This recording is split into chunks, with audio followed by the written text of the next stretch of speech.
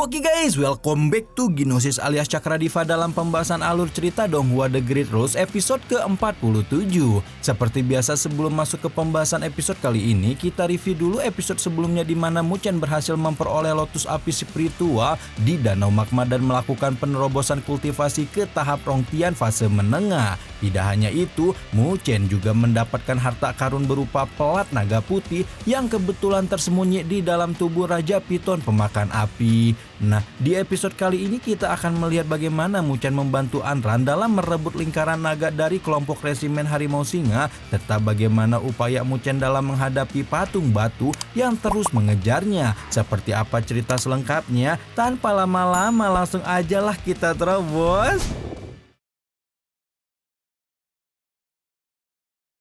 Begitu muncul di depan musuh, Muchen langsung memastikan keadaan Anran dan mendapat pemberitahuan tentang lingkaran naga yang telah direbut oleh kelompok resimen Harimau Singa. Sementara itu, kelompok resimen Harimau Singa sendiri langsung meminta Muchen untuk tidak ikut campur lalu meminta Anran untuk segera menyerahkan satu lingkaran naga yang masih di tangannya. Dan karena kelompok resimen Harimau Singa itu juga mengancam keselamatan nyawa, maka Anran mengajak Muchen untuk segera meninggalkan tempat itu supaya bisa berkumpul dengan Susuan dan rekan lainnya.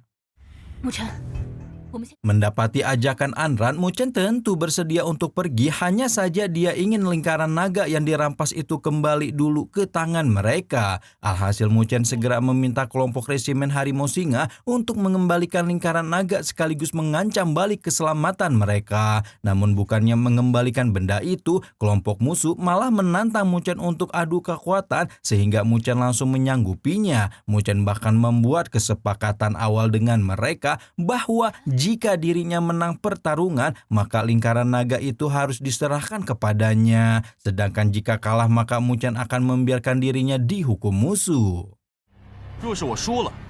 Mendengar kesepakatan yang diajukan oleh Muchen, tentu anggota kelompok resimen Harimau Singa langsung tertawa terbahak-bahak sembari berkomentar bahwa Muchen sedang mencari kematiannya sendiri. Sementara itu, pimpinan kedua resimen Harimau Singa menyetujui kesepakatan yang telah diajukan oleh Muchen dan berniat untuk memberitahukan Muchen terkait tingkat kekuatan yang dimilikinya lewat pertarungan. Tanpa mengulur waktu, anggota kelompok resimen Harimau Singa pun segera berpindah ke bagian pinggir memberi ruang bagi pimpinan mereka untuk bertarung melawan Muchen. Sedangkan di sisi lain, Anran sudah berniat dalam hati bahwa jika terjadi hal buruk kepada Muchen, dia akan segera membawanya kabur dari sana. Selang beberapa detik, duel baku hantam antara Muchen dan pimpinan kedua resimen Harimau Singa pun berlangsung, di mana saat itu pimpinan musuh dibuat sedikit takjub dengan kemampuan yang dimiliki oleh Muchen. Tidak hanya itu, dia juga merasakan bahwa kekuatan spiritual yang dimiliki oleh Muchen terbilang sangat aneh, sehingga dia mulai memasang strategi untuk serangan selanjutnya. Namun ketika pimpinan musuh melemparkan serangan lanjutan kepada Muchen, serangan tersebut langsung ditangkal oleh seni pagoda 9 lapis yang sangat kuat. Tidak berhenti sampai di situ saja, pagoda 9 lapis juga bertransformasi ke dalam wujud naga dan menyemburkan kekuatannya ke pihak lawan. Tanpa diduga, pimpinan resimen Harimau Singa itu mampu bertahan dari semburan kekuatan naga dan dia pun langsung melemparkan serangan balasan untuk Muchen melalui teknik tebasan singa andalannya. Namun bersamaan dengan itu, Muchen juga tidak tinggal diam dan berniat menjadikan musuh sebagai persembahan yang akan dia korbankan. Dengan kekuatan penuhnya, Muchen langsung menyalurkan energi spiritual yang jauh lebih besar dan mengaktifkan menara pembantaian untuk menyerang pimpinan resimen Harimau Singa. Dan yang mengejutkan, upaya Muchen ini pun akhirnya berhasil menumbangkan pimpinan resimen Harimau Singa. Melihat pimpinan kedua mereka tumbang dalam pertarungan, anggota kelompok resimen Harimau Singa tentu terkejut-kejut sekaligus keheranan bagaimana mungkin bocah seperti Muchen mampu mengalahkan orang sekuat pimpinan mereka. Di sisi lain, kekalahan pimpinan resimen Harimau Singa juga membuat Anran tidak kalah terkejut sekaligus menyadari kalau kekuatan Muchen saat ini sudah mengalami peningkatan lagi. Sementara itu, Muchen sendiri masih lanjut menyerang lawan duelnya sehingga hal tersebut membuat dia hampir terkena serangan lain dari pimpinan pertama dari resimen Harimau Singa. Tapi untungnya Muchen berhasil menghindar dan sekarang dia mengancam akan menghilangkan nyawa lawan duelnya. Melihat pimpinan kedua resimen Harimau Singa dalam bahaya, pimpinan pertama beserta para anggotanya tentu menjadi panik dan meminta Muchen untuk tidak bertindak macam-macam. Mereka lebih panik lagi ketika Muchen mengajukan syarat pertukaran antara nyawa pimpinan kedua dengan lingkaran naga yang dirampas dari tangan Anran. Karena tidak punya pilihan lain, pimpinan pertama akhirnya terpaksa menyerahkan lingkaran naga kepada Muchen, lalu meminta Muchen untuk segera melepaskan pimpinan kedua mereka. Nah, namun bukannya segera melepaskan pimpinan kedua, Muchen malah meminta syarat lain supaya anggota resimen Harimau Singa memberi jalan untuk dirinya kabur bersama dengan Anran. Setelah anggota resimen Harimau Singa memberi jalan, Muchen kemudian menyuruh Anran untuk pergi duluan dan dia pun segera melemparkan tubuh pimpinan kedua sebelum akhirnya pergi menyusul Anran. Tindakan Muchen tersebut lantas membuat pimpinan pertama resimen menjadi sangat murka dan menugaskan semua anggotanya untuk mengejar Muchen. Nah, bersamaan dengan aksi kejar-kejaran mereka, tanpa disadari patung batu yang berdiri kokoh di aula mulai menunjukkan tanda-tanda kehidupan, sehingga ketika Muchen sedang terburu-buru menghindari kelompok pengejar, patung tersebut tiba-tiba muncul menghalangi jalur pelarian. Melihat patung batu tiba-tiba bisa hidup, Muchen dan semua orang tentu sangat terkejut sekaligus bertinyi-tinyi pemicu apa yang menjadi sebab hidupnya patung tersebut. Sesaat kemudian patung batu itu langsung menyerang Muchen tanpa ampun sehingga hal itu membuat Muchen terpikir untuk memanfaatkan kesempatan di mana Muchen sengaja memancing patung batu supaya menyerang kelompok resimen Harimau Singa sementara dirinya lanjut melarikan diri dari musuh bersama Anran. Namun meski strategi itu berhasil, untuk sementara waktu, Muchen dan Anran masih harus terlibat kejar-kejaran lagi bersama anggota resimen Harimau Singa lainnya. Demi memperlambat pengejaran resimen Harimau Singa, Anran sengaja menyerang mereka dengan menggunakan lingkaran naga, tetapi di sisi lain, dia dan Muchen justru dikejar-kejar oleh patung batu yang tadi mencegat. Tidak hanya dikejar, mereka juga dilempari berbagai serangan dari patung tersebut, hingga pada satu titik serangan patung itu pun menempatkan Anran dalam bahaya besar. Untungnya Muchen dengan sigap menyelamatkan Anran dan akhirnya patung itu pun hanya berdiam diri di depan mereka berdua. Sembari mengamati patung itu, Muchen kemudian menduga-duga bahwa penyebab patung itu mengejar adalah lingkaran naga yang diambil Anran.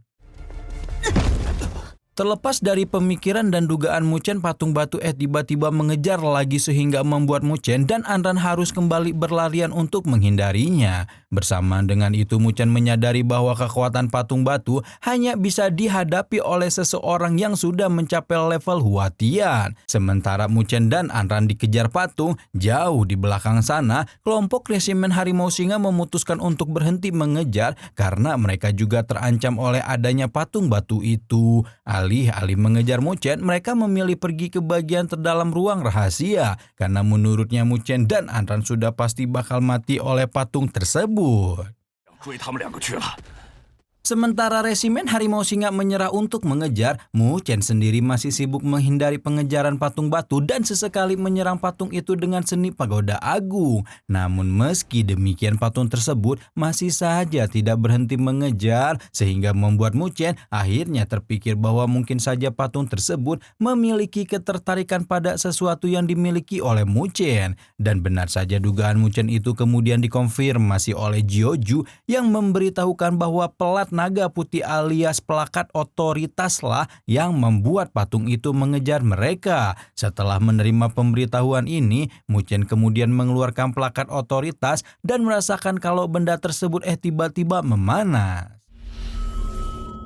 Berhubung sudah mengetahui plakat itu yang jadi sumber masalahnya, Muchen kemudian meminta Anran untuk lari secara terpisah dan dia pun menghadapi pengejaran patung batu itu sendirian. Setelah menghindari beberapa kali, Muchen kemudian memutuskan untuk menghadapi langsung patung tersebut dan mencoba memasukkan energi spiritualnya ke dalam plakat otoritas. Setelah dia selesai, Muchen langsung mengarahkan plakat otoritas itu kepada patung batu yang kebetulan menyerang dan tanpa diduga patung itu pun langsung tersedot masuk ke dalam plakat otoritas tersebut.